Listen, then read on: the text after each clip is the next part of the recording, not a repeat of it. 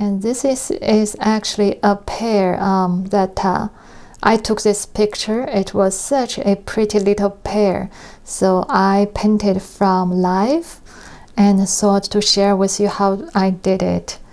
And you are really welcome and encouraged to paint a pear in real life too, because when you paint from real life, you will have the sense of how that really feels. Like this one, instead of just the colors, this was such a very soft and very delicate even a little pear, and I feel that softness, that gentleness in it. So, and that translates into painting too.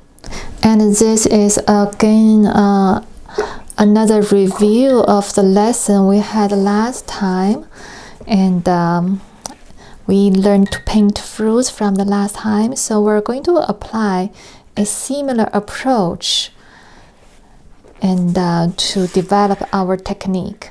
So this is just a student grade paper from this pad, and I use this a lot. This is really a great quality student paper, and we can do some nice layering on it. Okay, so I'm going to first make a puddle of light yellow color with a little bit of green, and with that I'm going to make the big shape of the pear, but just leave out the highlight.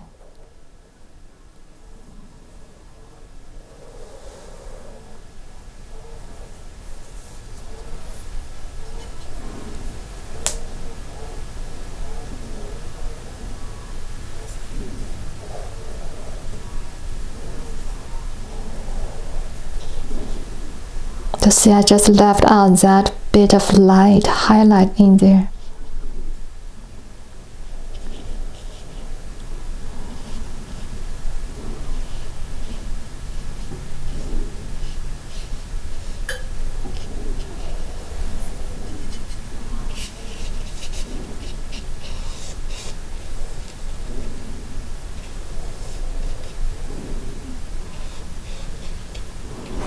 Okay, and now I'm rinsing out my brush, and I want to lift out some pigment to create a softer highlight.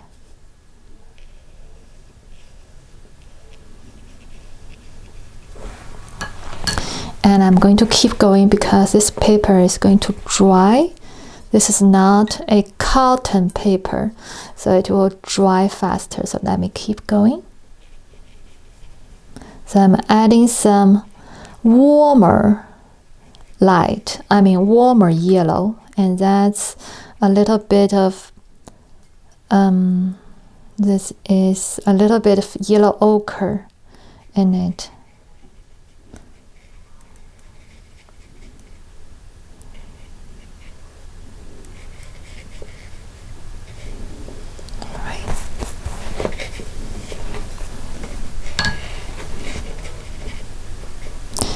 And I see there's a really lovely lemon kind of yellow, so I'm adding some back. Alright, and next I can add some of that orange color.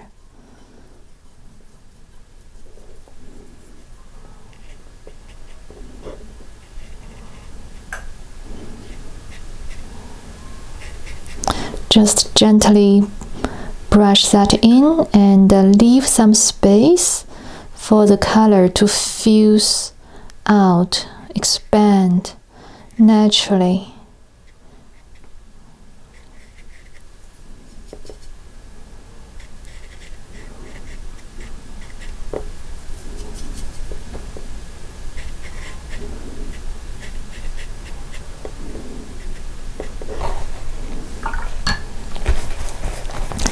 And I'm seeing a little bit of rose color in this area, so I'm just brushing a little bit there. And now I'm starting I'm keep going, and I'm seeing some of that burnt sienna kind of color. So I'm picking a little bit of that. And now I start to have less water and more pigment, and still just gently brush in.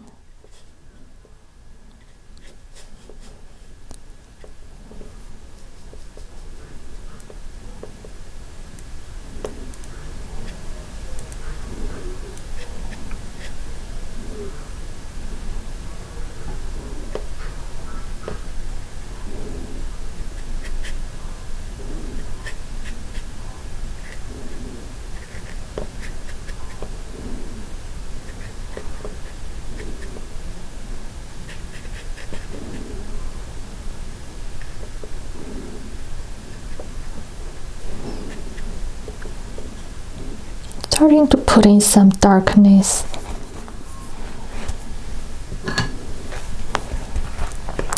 And now I see some of red, darker red color, so I'm picking some red pigment mixed with a little bit of burnt sienna.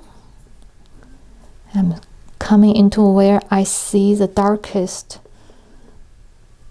the dark colors.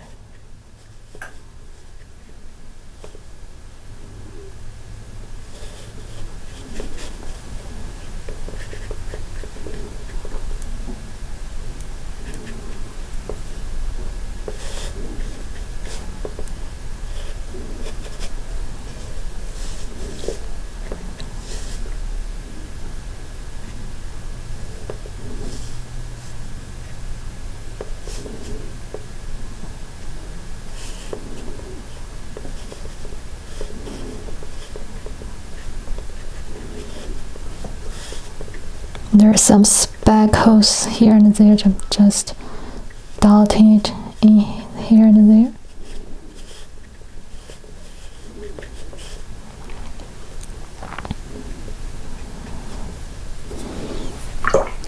And I'm going to start to paint, just soften some edges and start to paint the shadows, because I want this oneness.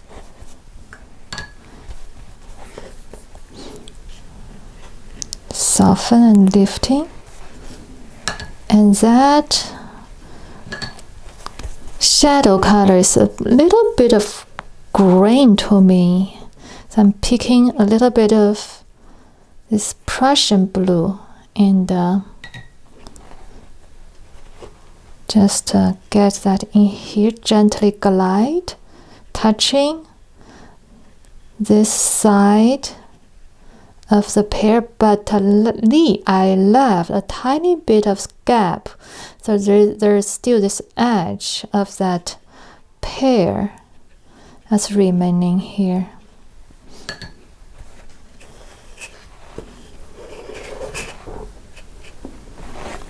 And now I can come in and darken that with a little bit of burnt umber and some Prussian blue.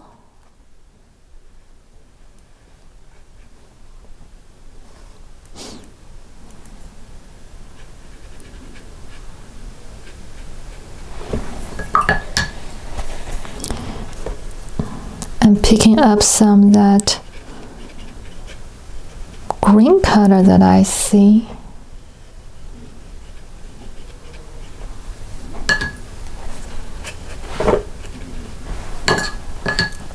And a little bit of orange. There's a color fan out. And I feel there's some redness. I'm just taking out water on my brush and use a tip to pick up some of rose color and brush in some of that, a little bit of pink and reddish color that I feel that's in the shadows. Okay. All right. And I want to create some texture, so I'm going to just pick up a little bit of this brownish reddish color I already have there, and spatter. Yeah, that's what I want, just a little spatter.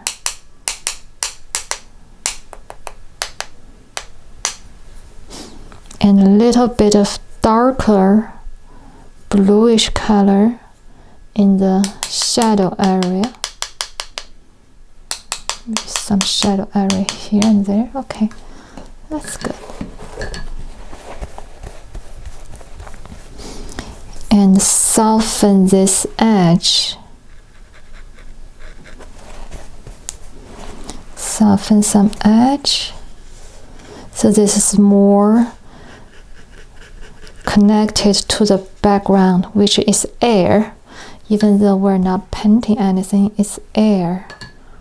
And I feel like some of that shadow color wants to be here, and a natural way to put it is actually just do this a little bit.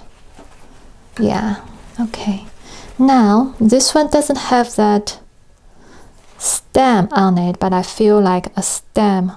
What do you call it? Yeah, that English word I don't know, but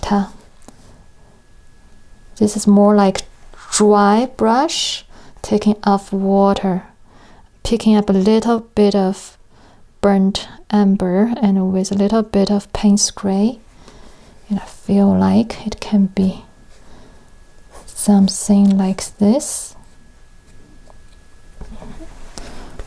And I can pick up a little bit of Prussian blue with a little bit more burnt umber and darken the tip, so create this kind of shadowy effect.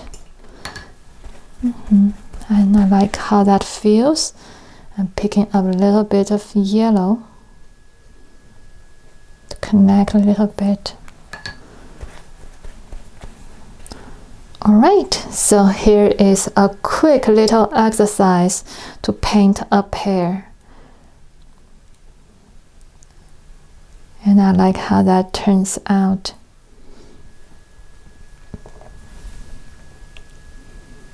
Take a moment, see what this pear still want. I feel like maybe a little bit of line work, more of calligraphy, so we'll give it a try right here to give it a little bit more definition. This may or may not be a good idea, but I'm just going to try. If you don't try, you never know, right? I actually like that. Okay, that's good enough. Maybe just a little bit here. This gives it a little bit of definition and depth, and while still keep it airy.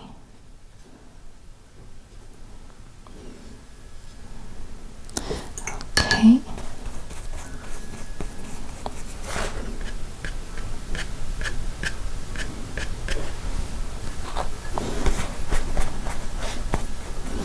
And a little bit of definition here.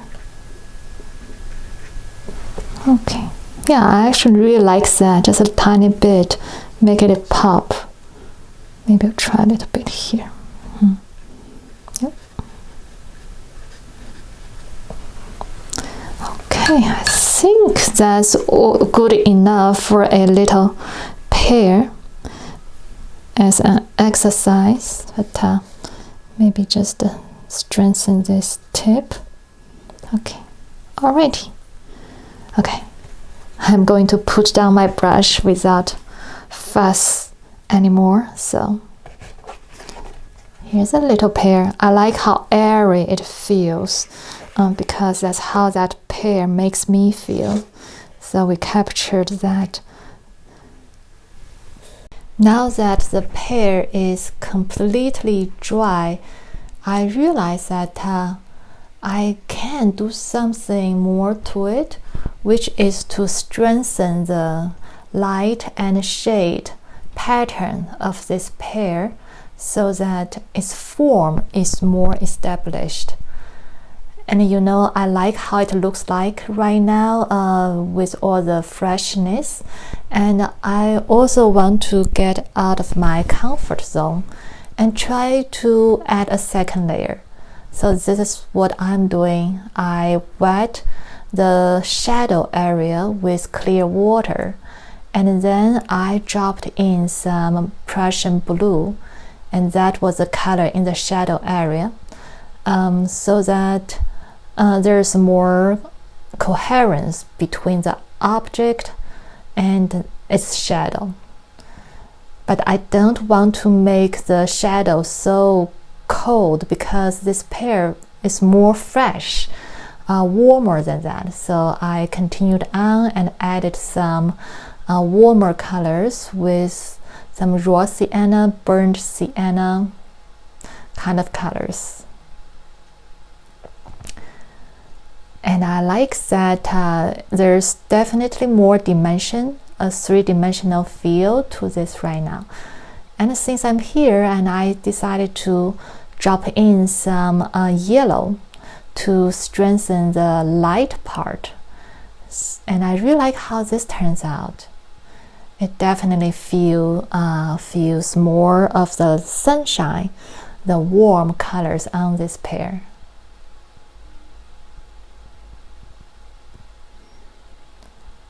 So that's all that I want to do, and I also noticed for the tip of the pear, I can also strengthen that just a little bit with a little pinch of the darkest dark.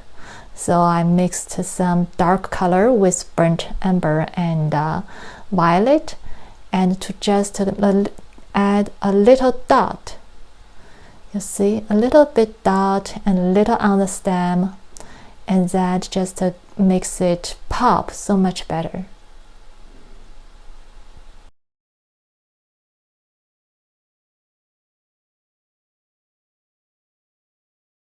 So here is the finished painting, finally finished. And I think it's really personal, and if you like it to be soft and fresh, you don't have to add all this. I just added, but it's a good experiment, right?